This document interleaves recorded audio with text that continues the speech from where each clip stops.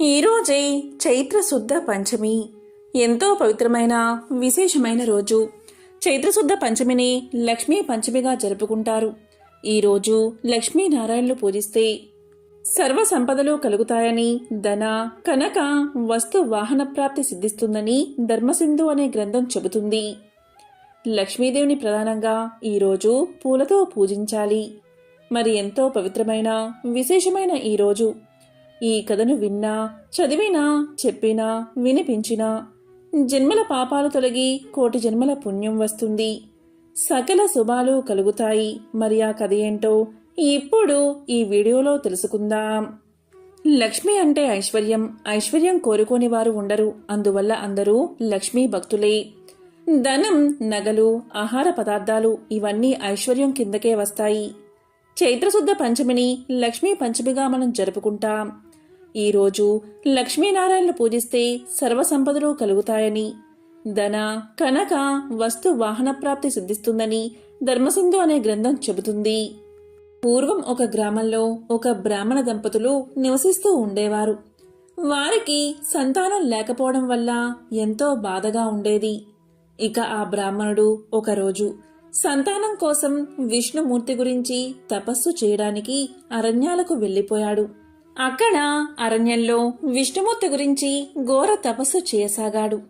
ఆ ఘోర తపస్సు చూసి శ్రీ మహావిష్ణువు సంతోషించి ఆ బ్రాహ్మణుడి ఎదుట ప్రత్యక్షమయ్యాడు. అప్పుడు విష్ణుమూర్తి ఇలా పలికాడు, ఓ బ్రాహ్మణ శ్రేష్ఠుడా, ఏమి నీ కోరిక అని అడిగాడు. దానికి ఆ బ్రాహ్మణుడు ఎంతో సంతోషించి స్వామిని అనేక విధాలుగా స్తుతించి ఇలా పలికాడు, స్వామి, అసాధ్యమైన నీ దర్శనం నాకు కలిగింది. నేను ఒక పేద బ్రాహ్మణుణ్ణి. నాకు సంతానం లేదు. నాకు సంతానం కలిగేలా దీవించు అని వేడుకున్నాడు. అప్పుడు శ్రీ మహావిష్ణువు బాగా ఆలోచించి ఇలా అన్నాడు, చూడు బ్రాహ్మణ శ్రేష్ఠ, నీకు భర్త చనిపోయినా ఆడపిల్ల సంతానంగా కావాలా, లేదా ఆయుషులేని మగబిడ్డ కావాలా, కోరుకో అన్నాడు. అప్పుడు ఆ బ్రాహ్మణుడు బాగా ఆలోచించి, స్వామి, చనిపోయే కొడుకు నాకు ఎందుకు, నాకు ఆడపిల్లే కావాలి అని చెప్పాడు. దీంతో శ్రీ మహావిష్ణువు, సరే బ్రాహ్మణుడా, నీ కోరిక తప్పక నెరవేరుతుంది అని ఆశీర్వదించి అంతర్ధానమయ్యాడు. ఇక ఆ బ్రాహ్మణుడు అడవి మార్గంగా ఇంటికి చేరుకున్నాడు. కొన్నాళ్లకు భార్య గర్భం ధరించి 12 ఆడపిల్లను కన్నది. తల్లిదండ్రులు ఆమెకు విష్ణుమూర్తి వరం వల్ల పుట్టింది కాబట్టి నారాయణమ్మ అనే పేరు పెట్టారు. ఆమెకు యుక్త వయసు రాగా వివాహం చెయ్యాలని ఆ బ్రాహ్మణ దంపతులు ఎందరినో కలిసి ఎన్నో సంబంధాలు చూశారు. కానీ నారాయణమ్మను చేసుకోవడానికి ఎవరూ ముందుకు రాలేదు. ఇక చివరకు తల్లిదండ్రుల విచారంతో అడవికి వెళ్లి కనీసం ఒక రాతితోనైనా పెళ్లి చెయ్యాలి అనుకుని ఆ ఆడపిల్లను తీసుకెళ్లారు. ఆ అడవిలో శ్రీకృష్ణుడి విగ్రహాన్ని చూసి ఆ శ్రీకృష్ణుడితో ఆమె వివాహాన్ని జరిపించారు. ఇలా వివాహం జరిగిందో లేదో అలా ఆ విగ్రహం బద్దలై పిండి అయిపోయింది. దీంతో నారాయణమ్మ ఎంతో బాధపడి గోరున ఏడ్చింది. ఇక తల్లిదండ్రులు ఎంతో దుఃఖించి ఇంటికి తిరిగి వెళ్లిపోయారు. కొంతకాలానికి నారాయణమ్మ తన బాధను విష్ణుమూర్తికి చెప్పుకోవడానికి విష్ణుమూర్తి గురించి తపస్సు చేయసాగింది. ఇలా జరుగుతూ ఉండగా కొన్నాళ్లకు నారాయణమ్మ తల్లిదండ్రులు కూతురు గురించి బెంగపెట్టుకుని చనిపోయారు. ఇక నారాయణమ్మ ఇంట్లోనే తపస్సు చేసుకుంటూ ఎవరు వచ్చినా సరే నా దగ్గరకు రాకండి, నన్నేమీ అడగకండి నారాయణ అంటూ ఉండేది. అలా అడుక్కునేవాళ్ళు అలా వాకిలి దగ్గరకు వచ్చి ఆ మాటలు విని వెనక్కి వెళ్ళిపోయేవారు. అందుచేత ఊళ్ళో అందరూ ఆమెను ఇంట్లో నారాయణమ్మ అని పేరు పెట్టి పిలిచేవారు. అలా తపస్సు చేస్తూ నారాయణమ్మకు ముసలితనం వచ్చింది. ఇలా ఉండగా ఒకరోజు ఆమె తపస్సుకు మెచ్చి శ్రీ మహావిష్ణువు ఆమెను పరీక్షించాలని ఒక కాకి రూపంలో వచ్చి కావు కావుమని అరుస్తూ ఉండగా నారాయణమ్మ ఆ సమయంలో ఇల్లు అలుకుతూ అలుకుగుడ్డతో కాకిని కొట్టింది. దీంతో కాకి రూపంలో ఉన్న శ్రీ మహావిష్ణువు ఆ అలుకుగుడ్డను తీసుకుని వెళ్ళిపోయాడు. అలా వెళ్తూ ఉండగా దాంట్లో ఒక కందిగింజ ఉండి దారిలో ఆ కందిగింజ నేలపై పడి మొక్క మొలిచింది. ఈ విధంగా జరిగిన కొంతకాలానికి నారాయణమ్మ చనిపోయింది. ఇక నారాయణమ్మ చేసిన తపస్సుకు ఆమె భక్తికి మెచ్చి విష్ణుదూతలు వచ్చి నారాయణమ్మను విష్ణులోకానికి తీసుకుపోయారు. అక్కడ విష్ణుమూర్తి నారాయణమ్మతో ఇలా అన్నాడు, నీవు నాకిచ్చిన అలుకుగుడ్డ ఇదిగో, నీవే తీసుకో, ఈ రోజు నుంచి ఇది నీతోనే ఉంటుంది అని చెప్పాడు. అంతేకాదు, నారాయణమ్మ, నీవు నాకిచ్చిన ఈ అలుకుగుడ్డలో ఒక కంది గింజ ఉంది, అది భూమి మీద పడి ఒక చెట్టుగా మొలిచింది. ఈ అలుకుగుడ్డ, ఆ కంది చెట్టు రెండూ నీవే, ఈ రెండే నీవు సంపాదించుకున్నావు అన్నాడు శ్రీ మహావిష్ణువు. అప్పుడు నారాయణమ్మ ఇలా పలికింది, స్వామి, నేను నీ భక్తురాలను, నన్ను ఎందుకు ఇలా చేశావు అని అడగ్గా విష్ణుమూర్తి ఇలా పలికాడు, నీవు భక్తితో నన్ను పూజించావు, ఇది నిజమే. కాని నీవెప్పుడూ ఏ దానమూ చేయలేదు, కనీసం ఒకరికైనా అన్నాన్ని పెట్టలేదు, ఒకరికి కూడా భిక్ష వేయలేదు, దాన ధర్మాలు అసలే లేవు. కాబట్టి నీవు ఆ కంది చెట్టుపై పురుగువై తిరుగుతూ ఉండు అన్నాడు శ్రీ మహావిష్ణువు. దీంతో నారాయణమ్మ పురుగ్గా మారి ఆ కంది చెట్టుపై తిరుగుతూ ఉండేది. ఇలా కొంతకాలం గడిచింది.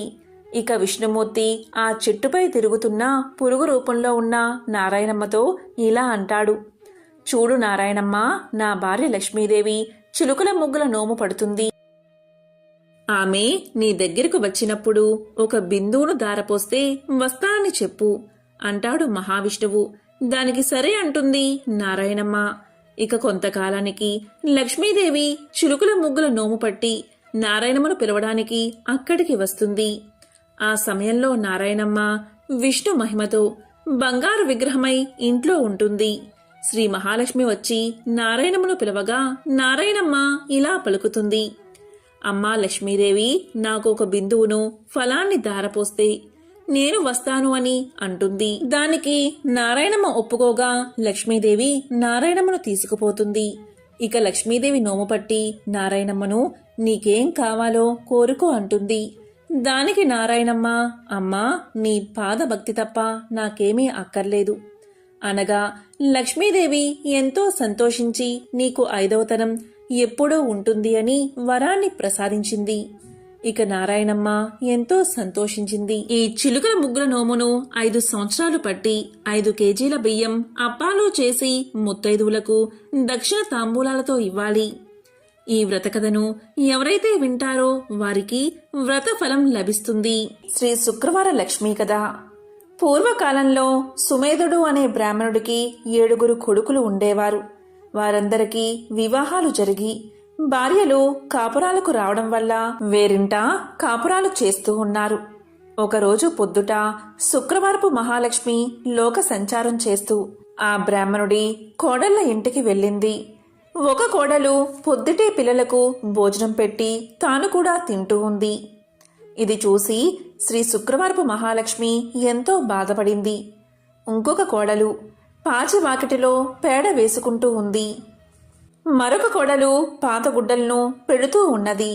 మరొక కోడలు పాచి వాకిటిలో వడ్లు దంపుతూ ఉన్నది. మరొక కోడలు పాచి వాకిలి అందే పిల్లలకు తలంటి తాను కూడా తలంటుకుంటూ ఉంది.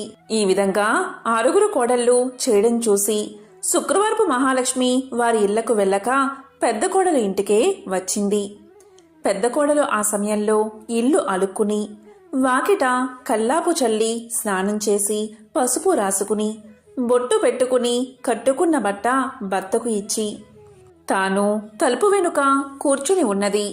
అక్కడగల శుభ్రతకు మెచ్చుకున్న శుక్రవారపు మహాలక్ష్మి అరుగు మీద కూర్చుని ఇలా పలికింది, అమ్మాయి, బయటకి ఒకసారి రావమ్మా అని పలికింది. దానికి పెద్ద కోడలు లోపల నుంచి ఇలా సమాధానం చెప్పింది, అమ్మా, నేను రావడానికి వీలులేదు. మేము చాలా పేదవారం. మాకు ఒకటే బట్ట ఉండడం వల్ల దానిని నా భర్తకు ఇచ్చి యాయావారానికి పంపాను. నా భర్త వచ్చే వరకు నేను ఇక్కడే కూర్చుంటాను అని సమాధానం చెప్పింది. అప్పుడు శుక్రవారపు మహాలక్ష్మి తన బట్టలో సగం ఆమెకు కట్టబెట్టి తనకు ఒక సోలెడు బియ్యం వార్చి పెట్టమని కోరింది. అందుకు పెద్ద కోడలు ఎంతో బాధపడి, అమ్మా, నా భర్త వచ్చే వరకు ఇంట బియ్యం ఉండవని సమాధానం చెప్పింది. అప్పుడు శుక్రవారపు మహాలక్ష్మి ఇలా పలికింది. అమ్మా, నీవు శుక్రవారపు మహాలక్ష్మి మా ఇంటికి వచ్చింది. ఆమెకు ఈ సరుకులు కావాలని వర్తకులకు చెప్పి కావలసినవి తెచ్చుకోమని చెప్పి ఆ బ్రాహ్మణ స్త్రీని పంపించింది. దాంతో పెద్ద కోడలు శుక్రవారపు మహాలక్ష్మి చెప్పిన ప్రకారం కోమటి ఇంటికి వెళ్ళి తన ఇంటికి శుక్రవారపు మహాలక్ష్మి వచ్చిందని తెలిపి పప్పు, బియ్యం, మిగతా వంటకు కావలసిన పదార్థాలన్నీ ఇమ్మని కోరగా అతడు వాటన్నిటినీ ఇచ్చాడు. తరువాత పెద్ద కోడలు శుక్రవారపు మహాలక్ష్మి చెప్పిందని తెలుగువాని దగ్గరకు వెళ్ళి మా ఇంటికి శుక్రవారపు మహాలక్ష్మి వచ్చింది, ఆమెకు ఈ పదార్థాలు కావాలని తెలుగులవాణ్ణి కోరగా తెలుగులవాడు తెలగపిండిని, నూనెను ఇచ్చాడు. ఆ తరువాత పెద్ద కోడలు కంచెల దగ్గరకు వెళ్ళి కంచెల దగ్గర శుక్రవారపు మహాలక్ష్మి మా ఇంటికి వచ్చింది, ఆమెకు ఈ పదార్థాలు కావాలని కోరగా కంచరి ఇంటి దగ్గర పాత్ర సామాగ్రిని ఇచ్చాడు. తర్వాత పెద్దగోడలు సాలివాని దగ్గరకు వెళ్ళి మా ఇంటికి శుక్రవారపు మహాలక్ష్మి వచ్చింది, ఆమెకు ఈ పదార్థాలు కావాలని కోరగా సాలివాడు మంచి మంచి బట్టలను పెద్ద కోడలకు అందజేశాడు. దాంతో పెద్ద కోడలు ఇంటికి వెళ్లి 4 పిండి వంటలతో అవకాయ పచ్చలతో శుక్రవారపు మహాలక్ష్మికి వడ్డించింది. అంతలో ఆమె భర్త ఎడమూట పెడమూటలతో సంతోషంగా ఇంటికి వచ్చాడు. ఆ రోజు అతనికి సంతృప్తికరంగా యాయావారం దొరికింది. అతనికి పెద్ద కోడలు భోజనం వడ్డించగా దాన్ని పోంచేసి ఇవి ఎక్కడి నుంచి వచ్చాయి అని అడిగాడు. ఆమె తమ గృహానికి శుక్రవారపు మహాలక్ష్మి వచ్చిందని తెలియజేసింది. అంతలో శుక్రవారపు మహాలక్ష్మి తానింక వెళ్తాను అని చెప్పగా పెద్ద కోడలు అమ్మా, ఈరోజు రాత్రి భోజనం చేసి వెళ్దూగాని అని కోరింది.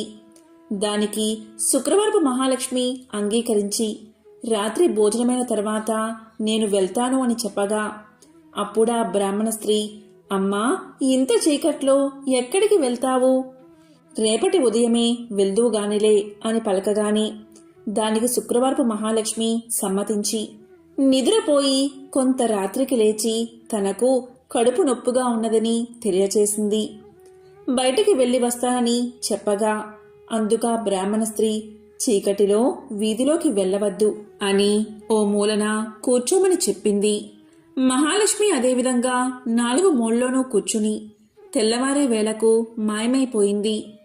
ఆ బ్రాహ్మణ స్త్రీ నిద్ర మేల్కోగాని ఇల్లు బాగు చేయడానికి చీపుణ్ణి చేతబట్టి గది యొక్క 4 మూలలా చూసింది. 4 మూలల్లోనూ 4 బంగారు కుప్పలు ఉండడం చూసి ఆమె ఎంతో ఆనందం చెంది భర్తకు ఆ విషయాన్ని తెలియజేసింది. అప్పుడు భర్త తమ ఇంటికి వచ్చిందని సాక్షాత్తు మహాలక్ష్మీదేవి అని భావించి తమపై ఆమె చూపిన దయను తలుచుకుని ఎంతో సంతోషంతో భార్యతో కలిసి శుక్రవార నోమును నోయించుకుని భాగ్యాలను బడసి భక్తి విడువక సంతోషంగా కాలాన్ని గడిపాడు. ఇదే శ్రీ శుక్రవారపు లక్ష్మీ కథ. ఎవరైతే ఈ కథను భక్తి శ్రద్ధలతో వింటారో లేక చదువుతారో వారికి దరిద్ర బాధలు తొలగి సకల ఐశ్వర్యాలు కలుగుతాయి. ధనం మూలం ఇదం జగత్ అనేది అందరికీ తెలిసిన విషయమే. జీవ సమస్తానికి ధనమే మూలం.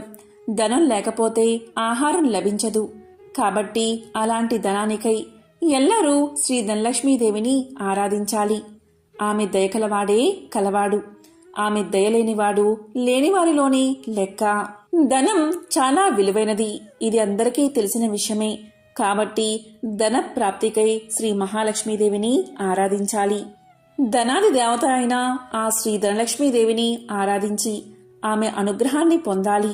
ఆ అమ్మ దయకు పాత్రులై ధనవంతులైన అసంఖ్యాక భక్తులలో ఒకరిద్దరి విషయాలు ఇప్పుడు తెలుసుకుందాం. అదే సమాధి కథ. పూర్వం సమాధి అని ఒక వైశ్యుడు ఉండేవాడు. అతడు విపరీతంగా ధనాన్ని సంపాదించాడు. దానితో అతనికి ధన గర్వం వచ్చింది. కొత్తలో అంతా లక్ష్మీ కటాక్షమే అనేవాడు అతను. రాను రాను దేవుడా లేక దెయ్యమా, నా తెలివితేటలతోనూ బోలెడు పెట్టుబడితోనూ వ్యాపారం చేశాను, అందుకే సంపాదించాను. అంతా నా గొప్పతనమే అండం మొదలుపెట్టాడు. హితవు చెప్పేవారిని కసిరేవాడు, తనకు వంత పాడేవారిని చేరదీసేవాడు. అలా అతని చెంత చేరిన భజనపరులందరూ కూడా అతని వద్ద ధనం తీసుకుంటూ ఉండేవారు. అందుకుగాను వారా సమాధితో కలిసి దైవ దూషణలు కూడా చేస్తూ ఉండేవారు. తద్వారా వారి వద్ద డబ్బు నిలిచేది కాదు. సమాధి వారికి ఎంత ఇచ్చినా అదంతా ఏదోలాగా ఖర్చయిపోతూ ఉండేది. పనికిమాలిన వారికి అనవసరపు ఖర్చులకు డబ్బు ఇచ్చి ఇచ్చి అవసరానికి డబ్బు లేక డాబోసరికి తన పలుకుబడిపై అప్పులు చేసి చేసి అవి తీర్చలేక సమాధి దరిద్రుడైపోయాడు. అతడు పెద్దలను ఆశ్రయించాడు. అప్పుడు పెద్దలు ఇలా పలికారు: దైవమున ఏమున్నది, అంతా నీ గొప్పే అన్నావు కదా, నీ గొప్ప నీవే చూసుకో, ఇక్కడి నుంచి వెళ్ళిపో అని తరిమేశారు. మరికొద్ది కాలానికి కొడుకులు తిరగబడ్డారు. అప్పులవారు అల్లరి చేయడం మొదలుపెట్టారు. గొప్ప దరిద్రం కలిగినది. చివరికి భార్య కూడా ఎదురు తిరిగినది. నీ వంటి దరిద్రుడితో నేనుండలేను అని చెప్పి పుట్టింటికి వెళ్ళిపోయింది. రుణదాతలకు కుటుంబ ఘాతకులకు వెరచి ఒకానొక రాత్రివేళ సమాధి అడవుల పట్టిపోయాడు. ఈ సమాధి గురించి బాగా తెలిసిన ఒక మిత్రుడు అతనికి సహాయం చెయ్యాలి అనుకున్నాడు. కానీ తక్కిన వ్యాపారులు అడ్డుపడుతూ ఉండడం వల్ల ఒకరోజు ఆ మిత్రుడు ఒక చేతికర్ర దొలిపించి అందులో ఖరీదైన వజ్రాలు వేసి సమాధికి ఇచ్చాడు.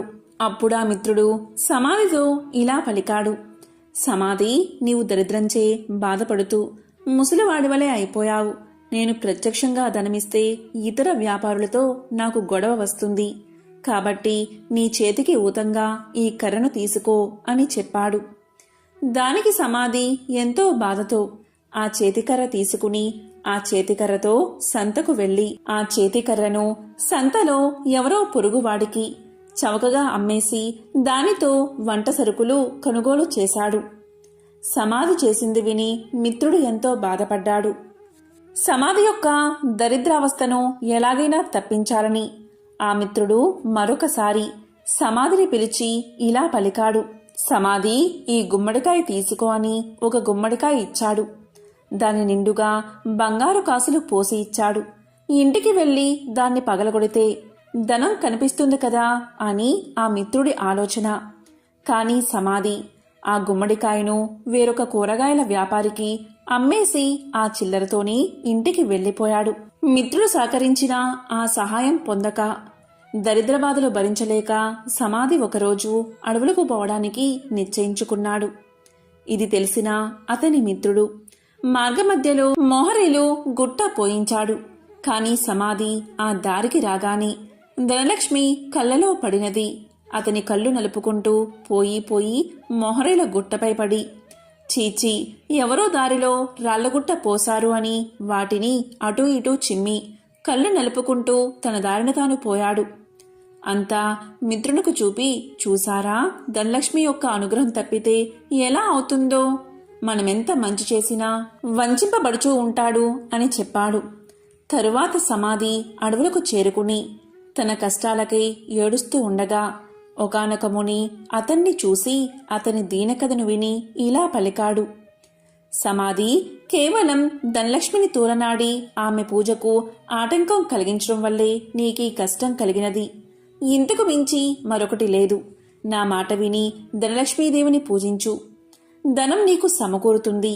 ఆమె బీజమునే జపించు అని పలికి మంత్ర బీజాన్ని చెప్పి జప విధానం చెప్పి మహర్షి వెళ్ళిపోయాడు.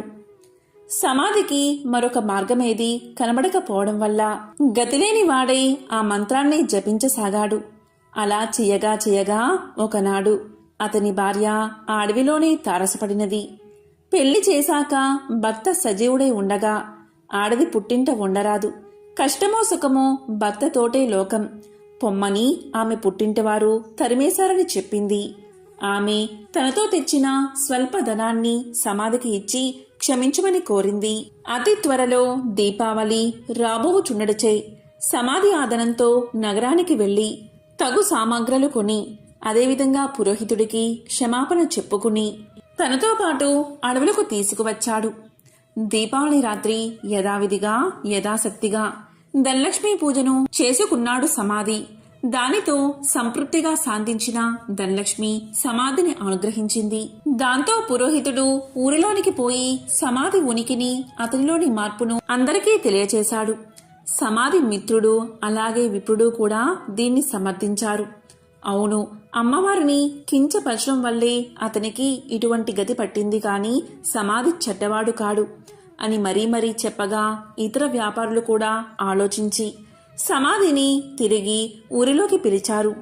మిత్రులు ఇచ్చిన పెట్టుబడితో సమాధి మరలా వ్యాపారాన్ని ప్రారంభించి నిత్యము ధనలక్ష్మీదేవిని పూజిస్తూ ఆ తల్లి అనుగ్రహం వల్ల అతని వ్యాపారం అభివృద్ధి చెందడం వల్ల తిరిగి కోటీశ్వరుడుగా మారి సకల సౌభాగ్యాలతో తులతూగుతూ ఉన్నాడు. కాబట్టి ఎవరైతే ప్రతి గురు శుక్రవార రోజుల్లోనూ అష్టమి, నవమి, దశమి, పౌర్ణమి తిథులయందు ఆ అమ్మవారిని పూజించి ఈ కథను వింటే ధనలక్ష్మీదేవి యొక్క అనుగ్రహానికి పాత్రులు అవుతారు. ఈ కథ విన్నా చదివినా సర్వశుభాలు చేకూరతాయి. ఇదే ధనలక్ష్మీదేవి యొక్క కథ. త్రిలోక సంచారి అయిన నారద మునికి ప్రతిదీ తెలుసుకోవాలని ఆతృత ఉంటుంది. ఇది మనందరికీ తెలిసిన విషయమే. అదేవిధంగా నారదముని ఒకసారి ఆతృతగా లక్ష్మీదేవిని ఇలా అడుగుతాడు. అమ్మా లక్ష్మీదేవి, మీరెప్పుడూ కూడా విష్ణుమూర్తి పాదాలను ఎందుకు నొక్కుతారు అని అడుగుతాడు. దానికి లక్ష్మీదేవి ఇలా సమాధానం చెప్తుంది. మానవుల నుండి భగవంతుడి వరకు గ్రహాలన్నీ తన్ను ప్రభావితం చేస్తాయని లక్ష్మీదేవి సమాధానం చెప్తుంది. ఈ గ్రహాల చెడు ప్రభావం శ్రీహరి పాదాలను నొక్కడం ద్వారా ముగుస్తుంది.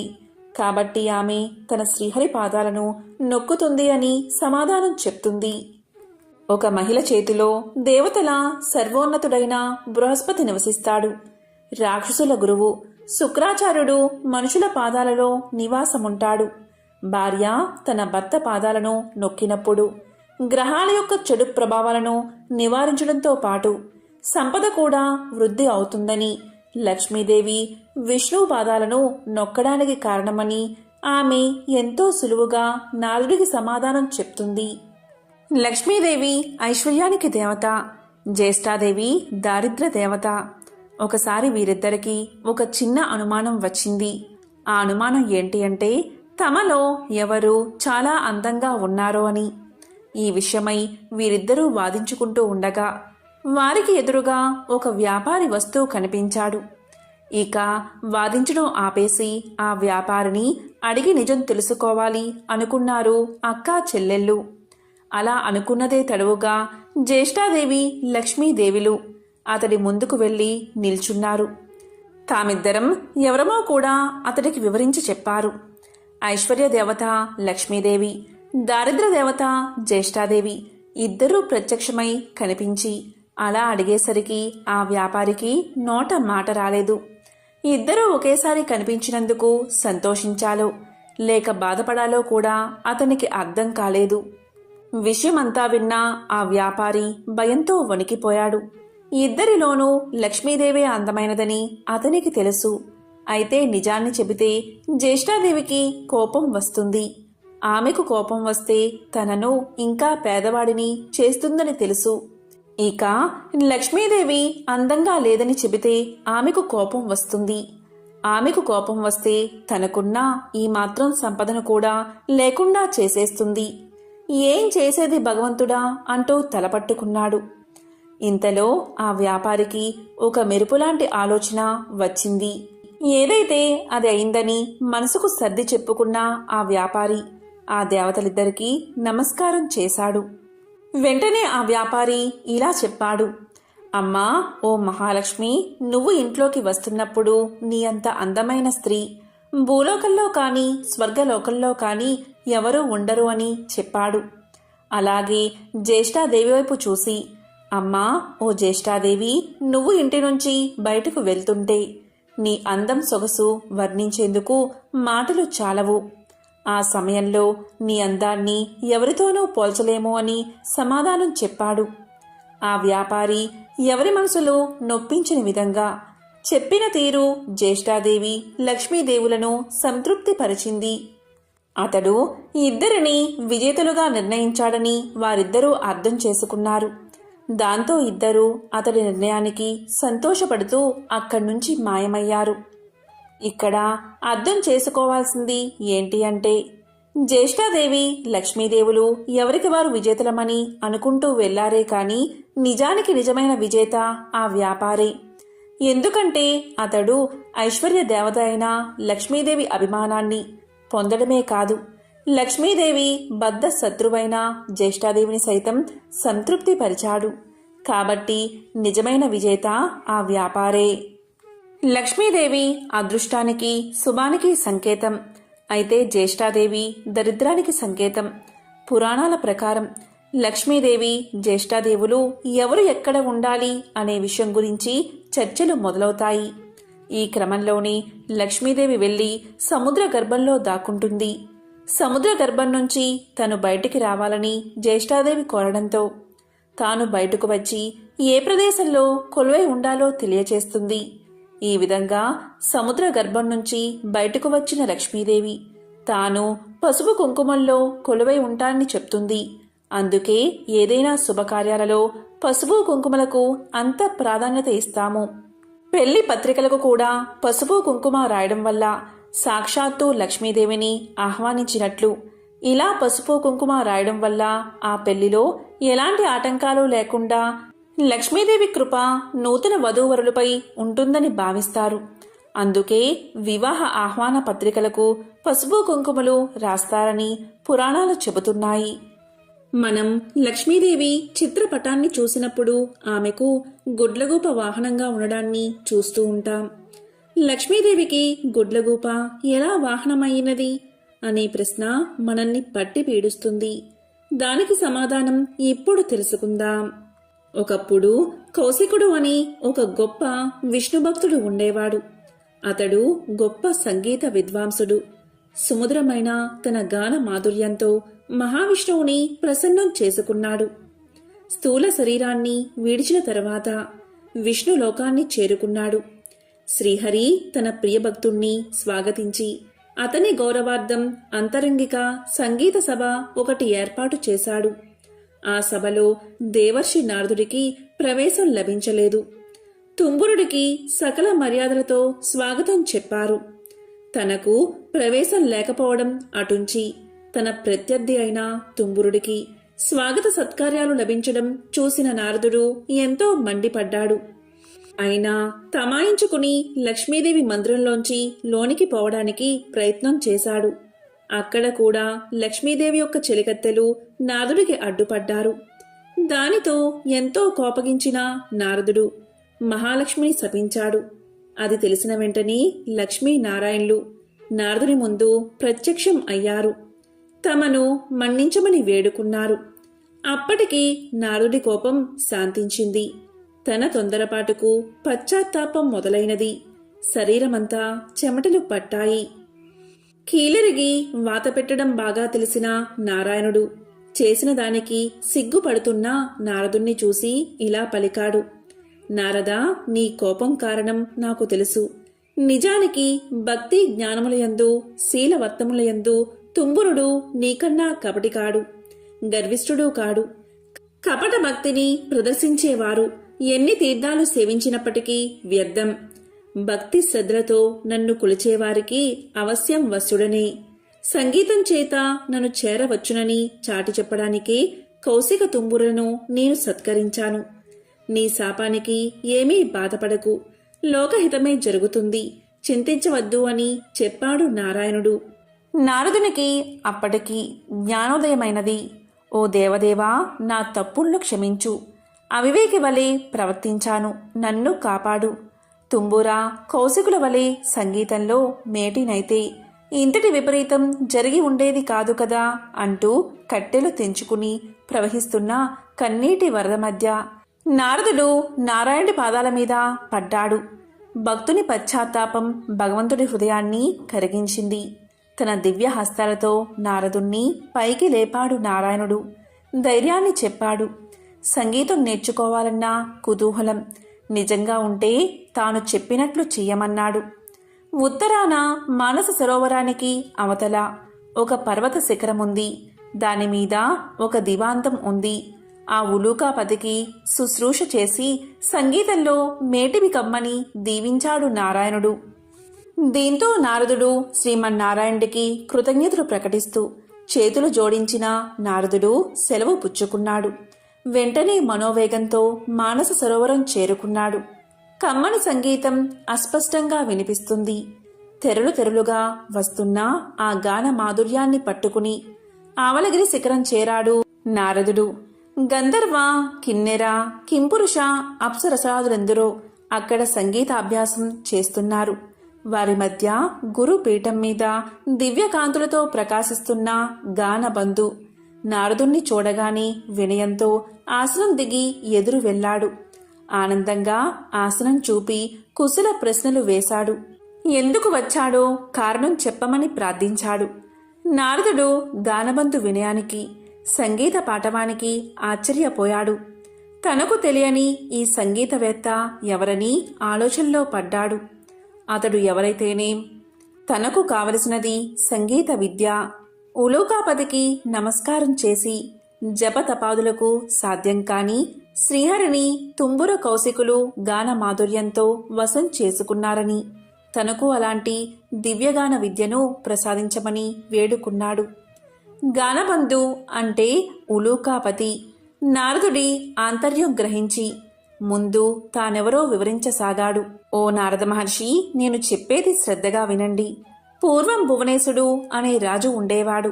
అతడు చాలా జాలిగుండె కలవాడు, ధర్మవర్తనుడు. సంప్రదాయానుసారం ధర్మకార్యాలన్నీ క్రమం తప్పకుండా నిర్వహించేవాడు.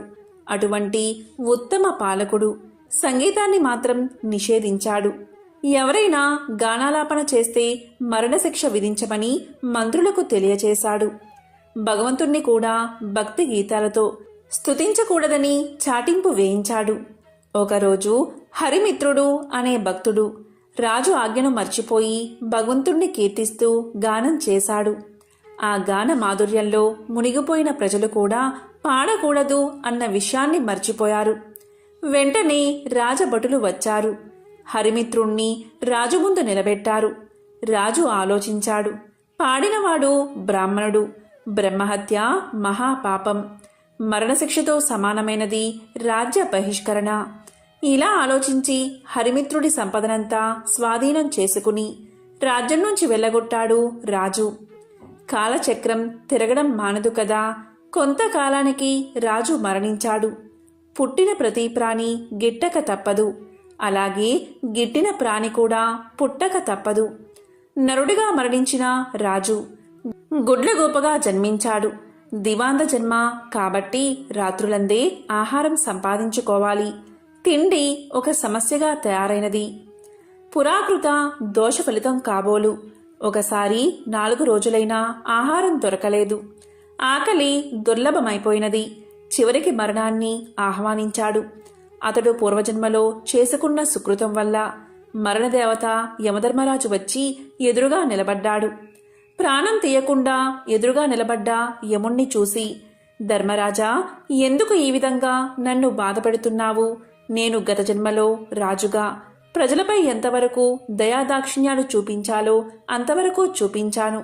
నీవెందుకు నాపై దయచూపవు అన్నాడు భువనేశుడు. దివాంద స్థితికి యమధర్మరాజు ఎంతో జాలిపడ్డాడు. తాను చేసిన తప్పేమిటో తెలియకుండా ఎవరైనా శిక్ష అనుభవించడం ధర్మం కాదు కదా. తెలిసినప్పుడే కదా పశ్చాత్తాపం కలిగేది. అలా ఆలోచించి అసలు విషయం చెప్పాడు యమధర్మరాజు. దివాందమా, నీవు రాజుగా ఉన్నప్పుడు అనేక సత్కార్యాలు చేసిన మాట నిజమే. కాని పరమాత్ముణ్ణి వేద మంత్రాలతో మాత్రమే స్తుతించాలని శాసించడం నీ మూర్ఖత్వం.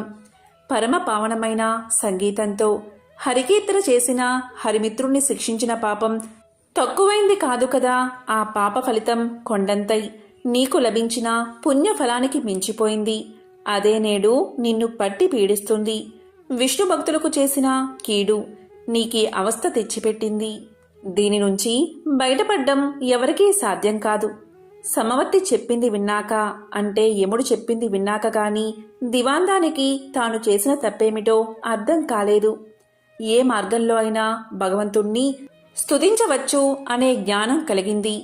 చేసిన తప్పుకు క్షమించి ఎలా అయినా బయటపడే మార్గం చూపించమని ధర్మదేవత పాదాల మీద పడ్డాడు. దీంతో యముడి హృదయం కూడా ద్రవించింది. ఉలూకరాజా, చేసిన తప్పుకు శిక్ష అనుభవించక తప్పదు. దేనికి మించిన శిక్ష అనుభవించినచో శిక్షాకాలం తగ్గుతుంది. అంగీకరిస్తే ఆ గుహలోనికి రా. అందులో నీ గత జన్మ దేహముంది. అందుండి రోజుకు కొంత మాంసాన్ని చీల్చుకుని భక్షించు. అది పూర్తయిన తర్వాత నీకు శుభం కలుగుతుంది అని దీవించి వెళ్ళిపోయాడు. ఓ మహర్షి, ఆ దురదృష్టవంతుణ్ణి నేనే. ఆ తరువాత నేనొక రోజున నా శవం వద్ద కూర్చుని ఉండగా దివ్య తేజస్వి అయిన ఒక బ్రాహ్మణుడు రథంలో పోతూ నా ముందున్న శవాన్ని చూసి రథాన్ని ఆపాడు. దగ్గరకొచ్చి చూసి, ఇది భువనేశ్వరి కాయం వలె ఉన్నది. ఇది ఇక్కడెలా పడి ఉన్నది? దీన్ని ఈ పక్షి తినడమేమిటి అంటూ ఆశ్చర్యాన్ని ప్రకటించాడు. అప్పటికి నేను ఆ విప్రుణ్ణి గుర్తించాను. అతడు నా చేత బహిష్కరించబడిన హరిమిత్రుడు. వెంటనే అతని పాదాలపై పడి ప్రార్థించాను. తప్పుకు క్షమించమని అడిగాను. దుఃఖాశ్రువులు నేల రాలుతూ ఉండగా యమధర్మరాజు తెలియచేసిన విషయమంతా వివరించాను. హరిమిత్రుడు అది విని చలించిపోయాడు. తన అంతరంగ భావమునకు అనుగుణంగా ఇలా పలికాడు. నీ బాధలు చూస్తుంటే నాకెంతో విచారం కలిగింది. నీవు నా ఎడల చూపిన కాఠిన్యం నేను ఆ రోజునే మర్చిపోయాను. నీవు అనుభవించిన బాధ ఇక చాలు. ఈ క్షణం నుంచి నీకు బాధన్నది లేకుండా ఉండుగాక. గొప్ప సంగీత విద్వాంసుడివై లోకంలో ఉత్తమ సంగీత విద్యను బోధిస్తావు కాక అంటూ అతడు నా కృతజ్ఞతను స్వీకరించి వైకుంఠానికి వెళ్ళిపోయాడు. అతని దీవెనలు ఫలించి నేను ఇలా ఉన్నాను అంటూ గానబంధు తన కథంతా వివరించాడు. ఆ తరువాత నారదుడు గానబంధు విద్వాంసుని శిష్యుడయ్యాడు. తొలి రోజుని సంగీతం ఎలా నేర్చుకోవాలో అనే విషయం మీద పాఠం చెప్పాడు. సంగీతం ఒక దివ్య కళ అన్నాడు. తపంతో కాని తామసంతో కాని అది పట్టుబడదు అన్నాడు. కళ కోసం జీవితాన్ని అర్పించాలి అన్నాడు. కష్టపడి నిరంతరం సాధన చేస్తే ఎవరైనా అపురూపమైన ఈ కళలో ఆధిక్యం సాధించవచ్చు అన్నాడు. గౌరవభావం మొహంలో ఉట్టిపడుతూ ఉండగా వినయంగా తలవంచుకుని ఆలకించాడు నారదుడు. ఆ సాధన అలా 1000 ఏళ్లు గడిచాయి.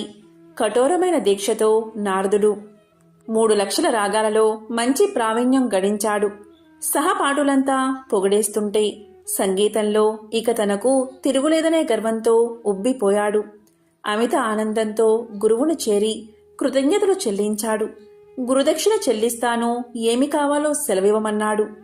ఎంతటి కోరికైనా సంశయించవద్దు అన్నాడు. శిష్యుడి పలుకులు విన్న ఆ గురువు ఎంతగానో సంతోషించాడు. ఓ మహర్షి, దేవర్షులైన మిమ్మల్ని నేనేమి కోరగలను? దివాందమునకు కావలసిన అవసరాలు ఏముంటాయి? శిష్యుడివి అయినందున ఏదో ఒకటి కోరుకోక తప్పదు. ఈ ధరాతలం నిలిచి ఉండే వరకు సంగీత కళతో పాటు నేను సైతం లోకంలో గుర్తుండేలా వరాన్ని ప్రసాదించు అని తన మనసులోని మాటను బయట పెట్టాడు. అప్పుడు నారదుడు విశాలంగా నవ్వాడు. ఓ గురువర్యా, ఇది మరీ చిన్న కోరిక. ఈ చిరు కోరిక మీకున్న సంగీత పాండిత్యం తీర్చగలదు. శిష్య ప్రశిష్య కోటి వలన భూతలమున సంగీత కళ నిలిచి ఉన్నంత వరకు మీ కీర్తికి అంతులేదు. మీరు చేసిన ఈ మహోపకారానికి గురు దక్షిణగా లక్ష్మీనారాయణల కటాక్షం, వారి సేవా భాగ్యాన్ని, శాశ్వత సన్నిధానమును ప్రసాదిస్తున్నాను. ప్రళయం సంభవించిన వేళ శ్రీ మహావిష్ణువునకు గరుత్ మంతుని వలె శ్రీ మహాలక్ష్మికి నీవు వాహనమై తరింతువుగాక అంటూ శిష్యుడికి కానుకను దేవర్షిగా వరాన్ని సమర్పించి సెలవు తీసుకున్నాడు నారదుడు. ఈ విధంగా గానబంధు అనే గుడ్లగూప లక్ష్మీదేవికి వాహనంగా మారింది. ఎంతో విశేషమైన లక్ష్మీ పంచమి రోజు ఏమీ చేయకపోయినా సరే ఓం లక్ష్మీ కమల వాసిన్యై స్వాహ అనే మంత్రాన్ని పఠించడం వల్ల సకల సంపదలు కలుగుతాయి. ఎంతో పవిత్రమైన విశేషమైన ఈ రోజు ఈ కథలను విన్నా, చదివినా, చెప్పినా, వినిపించినా జన్మల పాపాలు తొలగి కోటి జన్మల పుణ్యం వస్తుంది. సకల శుభాలు కలుగుతాయి. ఓం శ్రీ మహాలక్ష్మియే నమః. ఓం శ్రీ మాత్రే నమః. ఓం నమః శివాయ. ఓం నమో నారాయణాయ.